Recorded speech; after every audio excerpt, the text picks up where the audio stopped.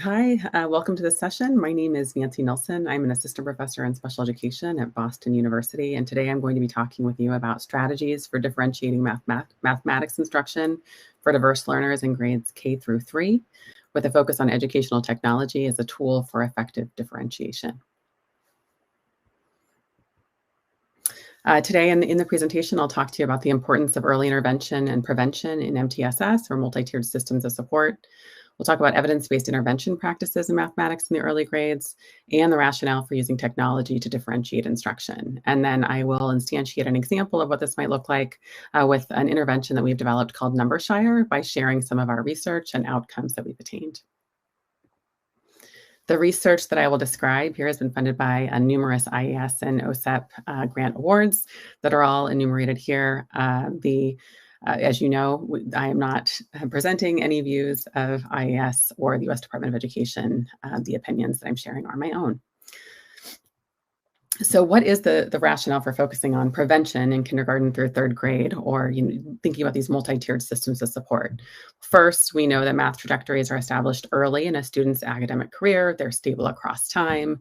And for students that do not receive intervention early on, if they're struggling, they're very unlikely to catch up. In fact, we see those gaps widening over time. We also know that early proficiency in mathematics is successful for, or is essential for later opportunities in mathematics, particularly advancement in education, post-secondary access. It's also a foundation that is critical for students to have laid early, because if students don't have the foundation in mathematics laid well and accurately earlier on, they're likely to have a lot of misconceptions as they move throughout their schooling. And typically achieving students who are doing well in mathematics are more likely than other students to have access to high-wage jobs in STEM, which we want to provide to all of our students. We want to afford those opportunities to everyone. So our multi-tiered systems of support are prevention-oriented systems. They're intended to meet the needs of all students, including students with or at risk for disabilities and disabilities. We talked about students in sort of the green zone, who should represent about 80% of students. Those students should be able to benefit from effective Tier 1 core mathematics instruction. Roughly 15% of students in a healthy system will need access to supplemental intervention, which is a lot of what I'm going to talk about today. This is really to benefit those students who have some additional need for support on the basis of screening data, demonstrating those students have that need.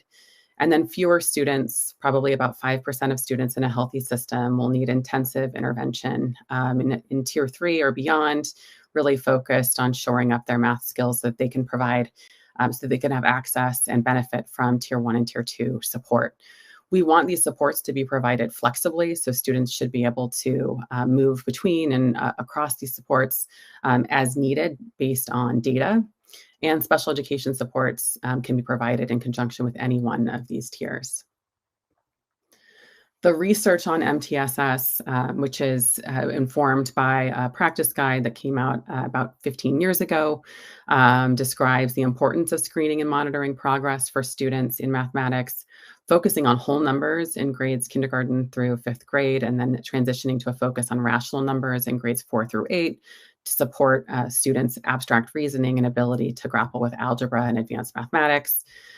Focus within MTSS on using explicit systematic instruction. That's another major focus of what I'm going to talk to you about today. About teaching math facts and word problem solving directly, using visual representations and varied representations, and including motivational strategies within our systems. When we think about interventions specifically, another recent IES practice guide focuses on evidence-based intervention practices in mathematics, and they identify 6 recommendations, all that have very strong evidence. And so again, one of those is providing systematic instruction, using clear math language and making sure our language is concise to support a communication of mathematical ideas, using well-chosen representations that support students to grapple with math concepts with concrete and semi-concrete representations to support that conceptual understanding, using number lines to help build students' understanding and support enduring understanding of mathematics across time, engaging in support for word problems and deliberately teaching students how to use word problems, And then building students' procedural fluency through timed activities so that that's not an impediment to their ability to grapple with other math problems and math problem solving. Thinking about explicit instruction as an effective approach for mathematics, more specifically, there is broad consensus in the field that this is an important way to teach students, particularly students who are struggling in the area of math, students with or at risk for math difficulties. Adjacent to that, for students who are English learners, being really explicit in the vocabulary that we're using, being concise in our vocabulary, that's all part of this explicit instructional approach. There are numerous rigorous research studies that indicate explicit instruction can be used to support students' math outcomes. And we provide that explicit instruction to make sure that students have the opportunity to engage with critical content, and that the strategies that we're providing them to use, the way that we're thinking about mathematics, is conspicuous in nature, so that we're making learning processes overt as part of explicit instruction. Often in mathematics, there's a lot of question about why we would jump to explicit instruction, considering that there is a strong body of support for students being able to struggle productively in the area of mathematics. And I want to enumerate several reasons that we want to think about providing explicit instruction for students with or at risk for disabilities and English learners in particular. So explicit instruction in this context is used to scaffold learning for students that demonstrate need for supplemental support, again, on the basis of student performance data, to attain the learning objectives that we want them to attain. So they need these scaffolds in order to have access to the instruction that we want them to have access to. There are some students who are going to be able to infer those skills and concepts and strategies that we're teaching without explicit instruction, but many others, I would say, are not going to be able to uncover that information without that explicit instruction. This is especially true for students with disabilities, and part of doing this is really to support the learning process and being efficient. As students get older and they have more holes in their learning, it's difficult for us to provide instruction in all of the areas of support a student needs, and explicit instruction allows us a way to make sure that students are developing holes in their knowledge. Explicit instruction also minimizes student internalization of ineffective approaches to problem solving. So by using explicit instruction, we can prevent students from internalizing misconceptions that may not allow them to productively struggle in mathematics as they move through their schooling. So in that way, explicit instruction provides a foundation to aid productive struggle by providing students with a range of effective solution strategies that build their conceptual understanding and procedural fluency. Explicit instruction may or may not be new to those of you that are in attendance. There are a number of critical elements of explicit instruction, really broadly focused on providing clear and concise explanations, providing students with ample practice, providing students with practice with feedback that's faded over time to support students' independent mastery, and the use of data to support decisions about the explicit instructional process. So I'm going to talk with you now about Numbershire, which is an educational a video game, essentially, that we have developed over the last decade. I, along with Hank Feen, have been the program directors or the project directors for our Numbershire series of grant awards. We have numerous authors of the Numbershire program. We've had a lot of research staff that have supported us along the way. And we've worked collaboratively with small business in order to develop Numbershire. Some of our funding was through Small Business Innovation Awards originally, and we worked with a small gaming company in Eugene, Oregon to develop Numbershire. So we were working very closely alongside engineers and designers to develop the game, who really had invested a lot in the storyline of what Numbershire looks like, of making sure that it was engaging for students, while they worked with us, who are curriculum design experts and experts in thinking about how to differentiate and intensify interventions for students so that we could create an intervention that met multiple needs. The rationale for creating Numbershire to begin with is probably not surprising. Low achievement of students with disabilities has long been an issue and a disturbing fact, where we have more than half of our students with disabilities scoring below the basic level on the National Assessment of Educational Progress in mathematics in fourth grade. That fact has not changed over time. Again, we know that the impact of learning difficulties in early math and establishing a strong foundation in early mathematics is critical for students to have access to opportunity in advanced mathematics. And particularly at the time that we started creating Numbershire, which was in the early 2010s, educational games were really taking off. And we still believe there's a potential for wide use and opportunity to promote math achievement by engaging students in gaming contexts. However, prior to the creation of Numbershire, there had been few games that were simultaneously engaging and provided effective instruction, along with the fact that there's been relatively limited research in this area, although that has been ramping up. So we believe that instructional gaming technology is a potential solution to this. So when we set out to develop Numbershire, we believe that when technology is designed and fictionalized well, it can supplement multi-tiered instruction. So thinking about supplementing core tier 1 instruction and differentiate support for students who are struggling in math and really need support to develop mathematics proficiency. And we believe that technology has that promise for several reasons. One, it can motivate students to learn critical mathematics content. We can increase instructional intensity through dynamic structures built into games, and we can differentiate students' opportunities to learn mathematics.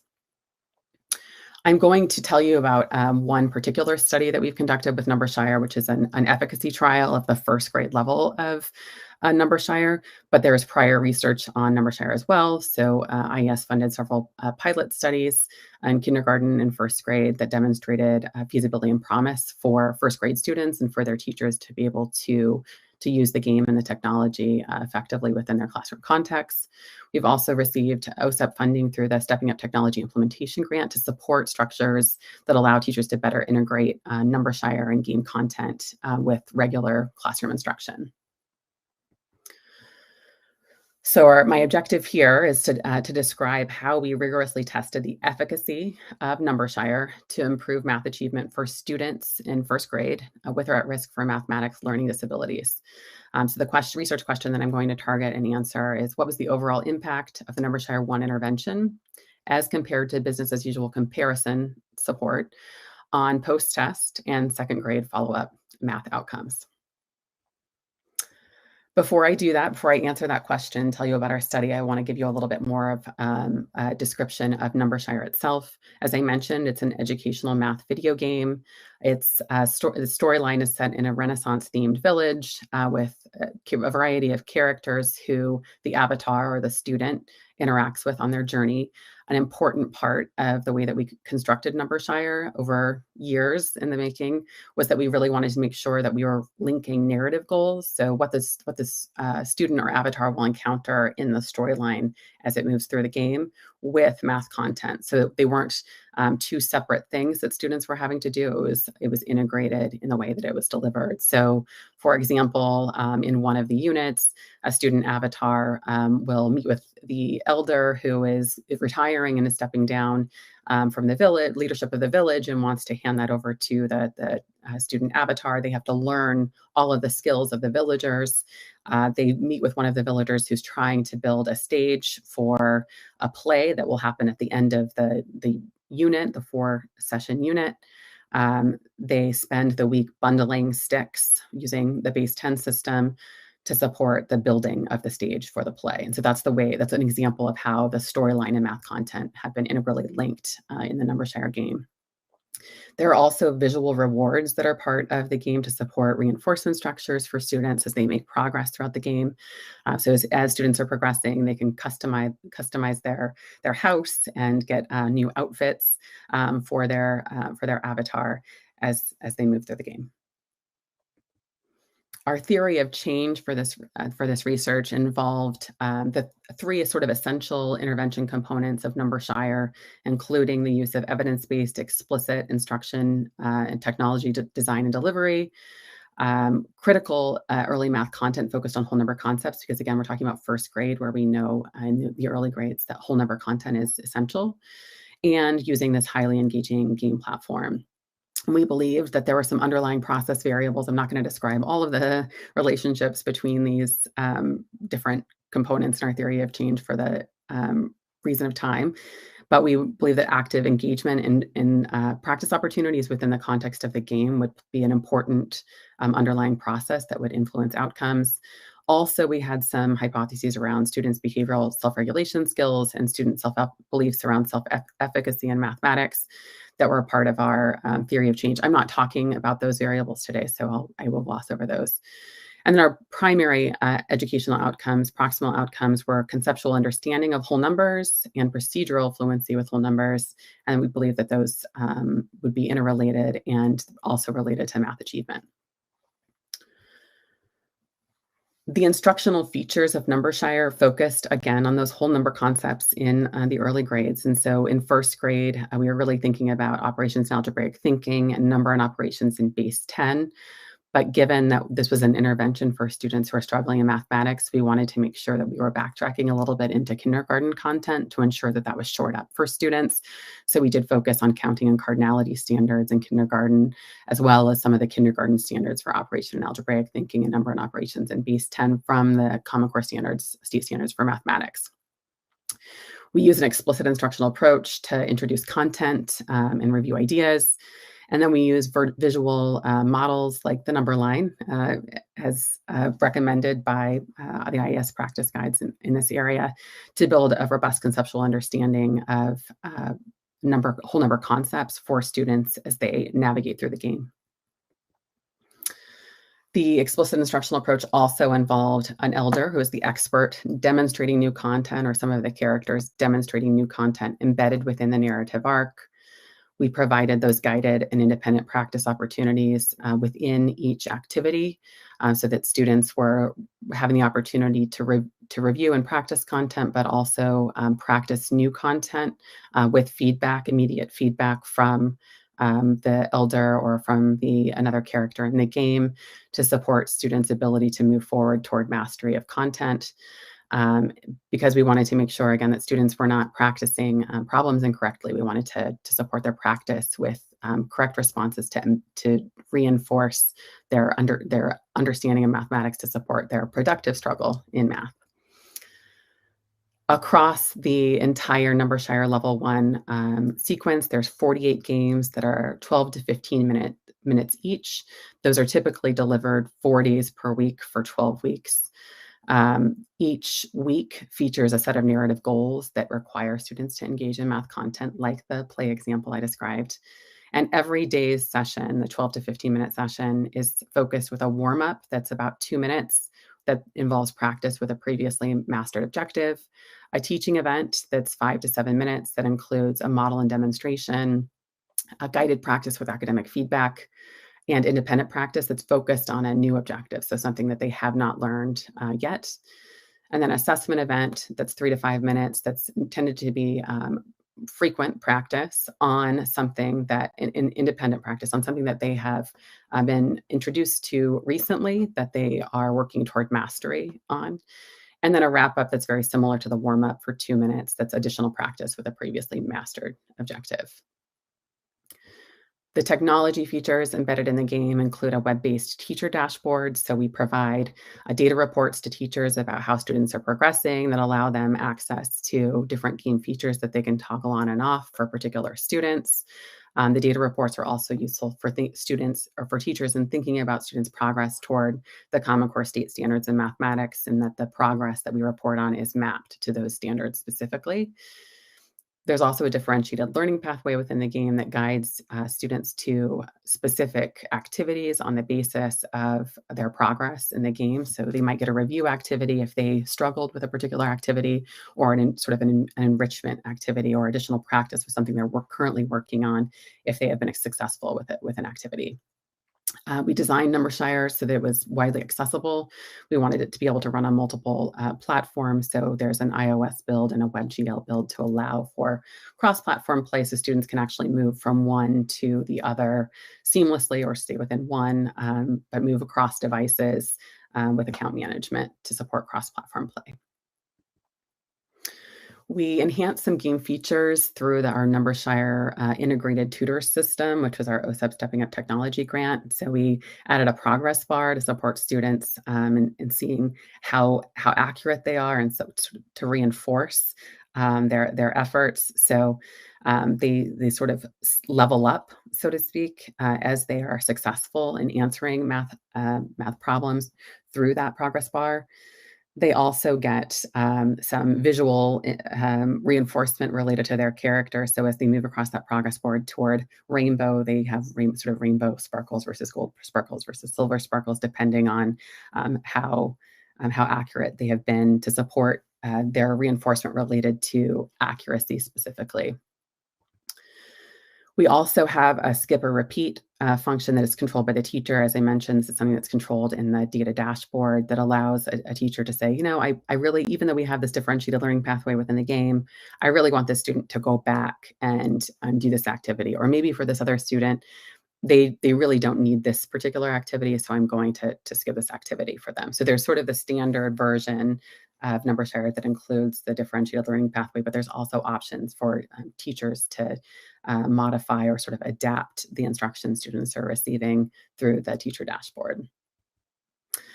And this is an example. These are screenshots of the what Numbershire looks like when students are in their avatars are back in their house. So you can see that in this case, the avatar he's changing his costume on the far bottom left.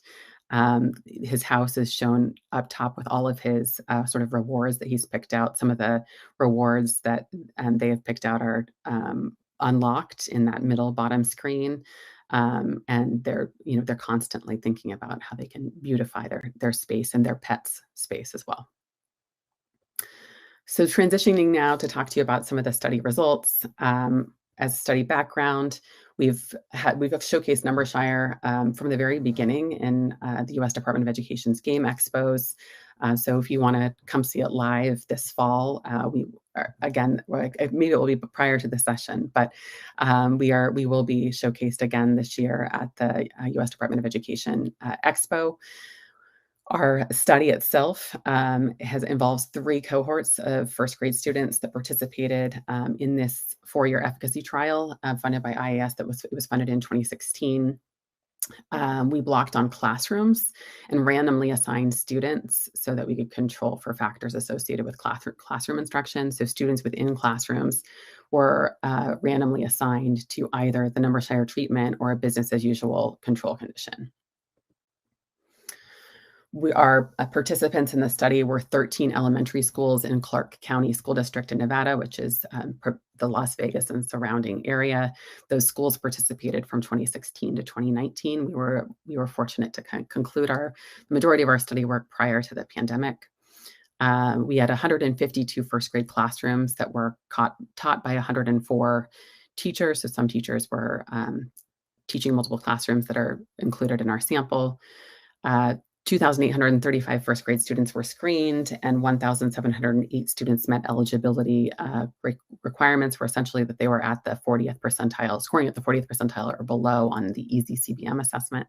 And those students were randomly assigned to the treatment condition, again, Numbershire, or the control condition, which I'll talk about in a second. So the treatment condition, students that were randomly assigned to that condition received the typical businesses or the district provided tier 1 core math instruction. And then they also received a Numbershire on a daily basis or for 4 days a week for 12 weeks. In the control condition, they again used that district approved, implemented tier 1 core math instruction. And then they provided a supplemental business as usual math intervention. When we looked at what interventions were most commonly provided, a variety of technology-based interventions were used, like STMath, Zern, and other internet-based games, but there were also paper-based math supplemental programs that were used, including a variety of materials. We have a number of different measures that we used for measuring math proximal and distal outcomes. All of those measures were administered to both conditions at pre-test and at post-test. There's 2 distal measures that I'll describe in a second, and 2 proximal measures that were curriculum based. They were research developed, but they were also studied in our pilot study of this Numbershire Level 1 intervention in 2012. And so we'd had experience using those measures and establishing some evidence for those measures in other contexts. We also had an additional distal measure that was used as our follow-up measure in 2nd grade, which was a district administered assessment. So the measures of academic progress was the assessment that Clark County used for their regular performance monitoring. The distal measures that we included in the study were the EasyCBM math measure that was developed at the University of Oregon. We also used the Texas Early Mathematics Inventories outcome measure, both the calculation and problem-solving measures. For our proximal measures, we used the Aspens measure and also the Numbershire proximal assessment, which, as I mentioned, is the researcher-developed measure that we have some data for from the 1st grade pilot study of Numbershire. And then the MAP measure, of course, is from NWEA.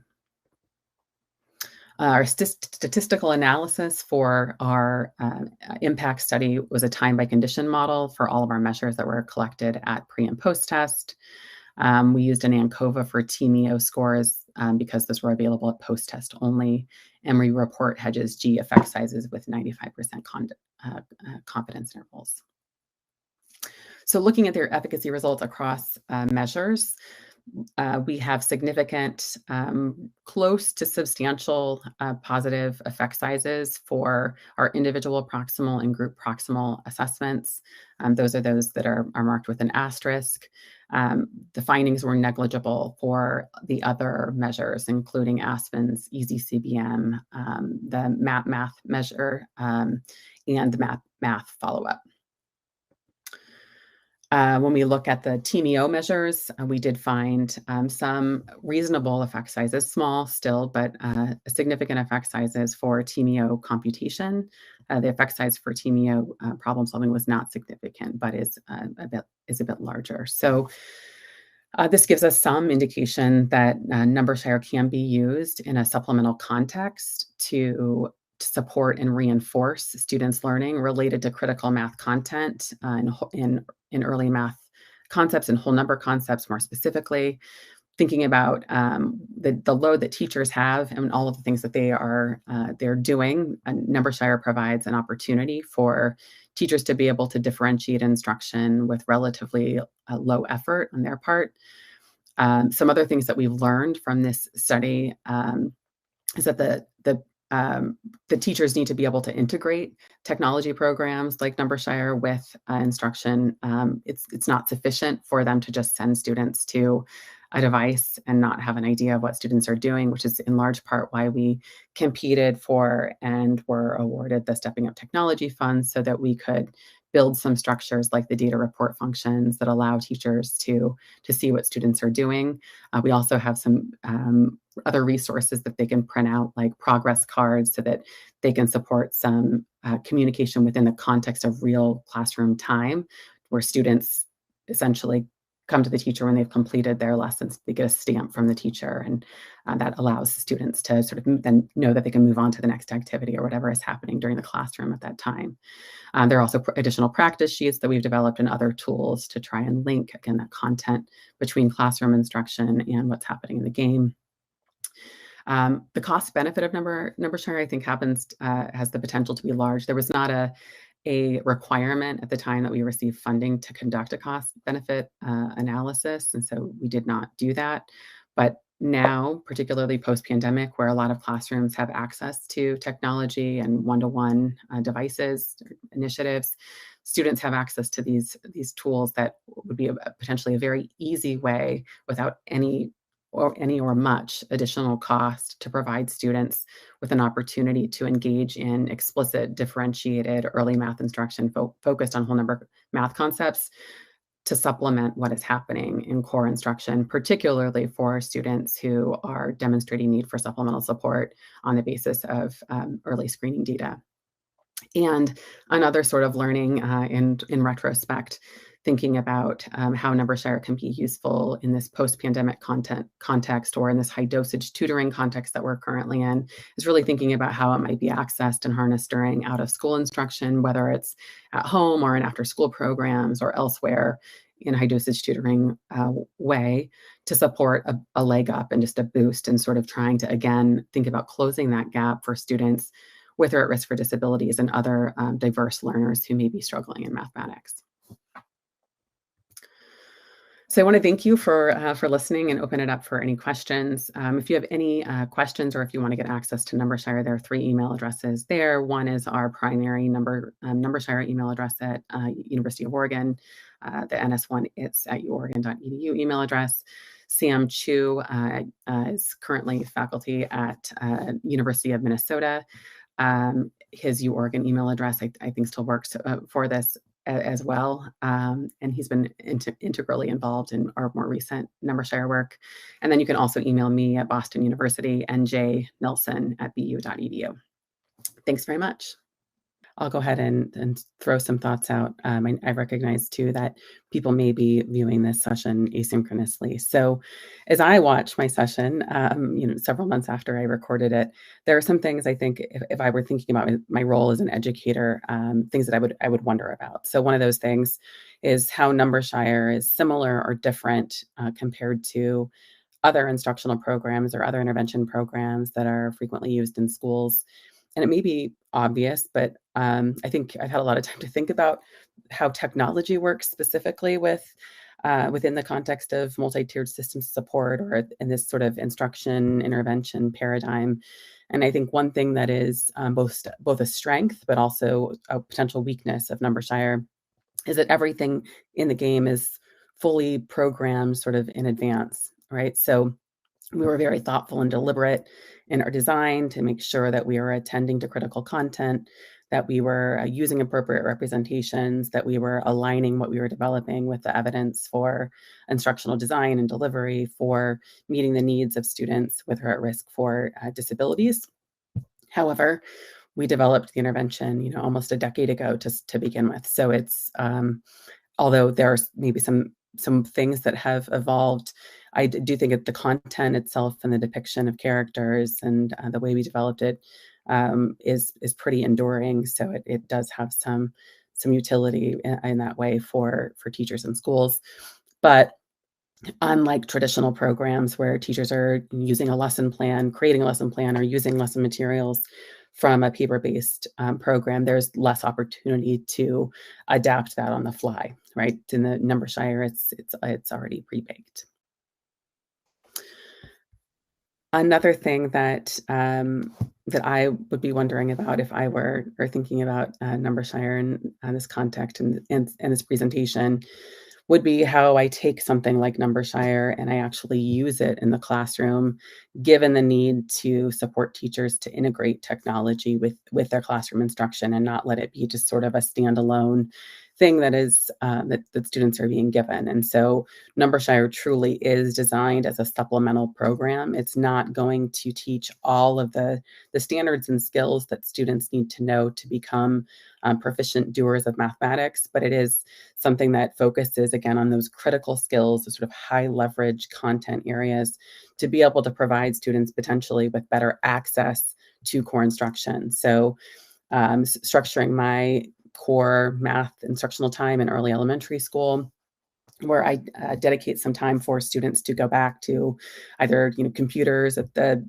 back of the room if those are still in use, or to use their tablet or their Chromebook or whatever it is to log into Numbershire, and then using some of those other resources that I mentioned in the presentation, like those progress cards, to communicate with the teacher that that I've completed my session for the day, so that I can move on to the next activity. If I'm doing a sort of a station format, or if I'm even doing larger group instruction, but I have students that I know are struggling with these skills, allowing them to go to a sort of separate space or work at their desks quietly on Numbershire with their headphones, of course, to be able to access that content and then I can work with those students separately to support their access to instruction. So I think there's a lot of flexibility and the way that Numbershire is used and can be used in the context of multi-tiered systems of support to support math outcomes for students.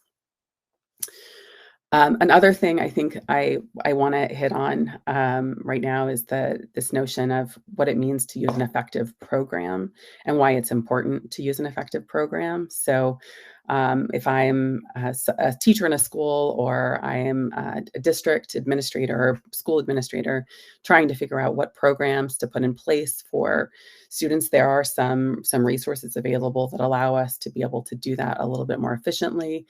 The National Center on Intensive Intervention has an academic tools chart that reviews intervention programs for the rigor of the studies that have been conducted on those programs and the effects reported. So you can go to the NCII academic tools charts, filter for math and for early elementary school or elementary school more broadly, or upper grades, to identify what programs have actually been developed and validated in a relatively rigorous context, or to understand which ones have not been validated in a rigorous context, and to get a sense for what you can expect for student growth. So what are those effect sizes that accompany those intervention programs that are listed, for helping make a decision about the program, and finding one that is going to be effective, so that we're making the best use of our resources. Those NCII, the tools chart also allows you to find out more information about the intervention itself. So you can click around and find information about the cost and where you can access it, and what the content focus is, to make sure that it's truly going to be complementary to what you have going on, or is going to work in your context.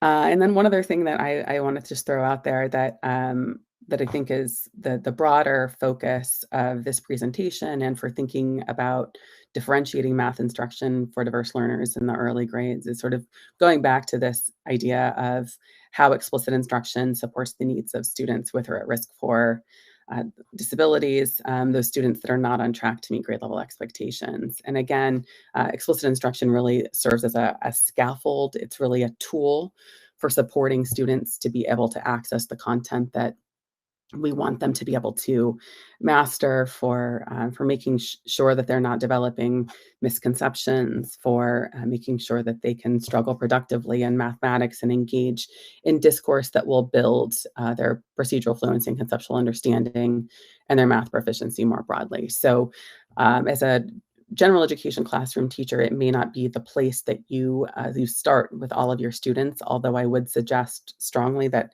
if we're really trying to think about using effective instructional practices, that for at least critical content, we are really using those explicit instructional practices to introduce concepts and strategies for students, so that they can better access instruction. Even more critical in the context where you're working with students who need instruction, and supplemental instruction or intervention, to access instruction and meet grade level standards. I do not see other questions in the chat or in the Q&A section. So I want to, again, thank everyone for attending, participating in the session. And then I will go ahead and turn it back to the people behind the scenes to make sure you get to your next session on time.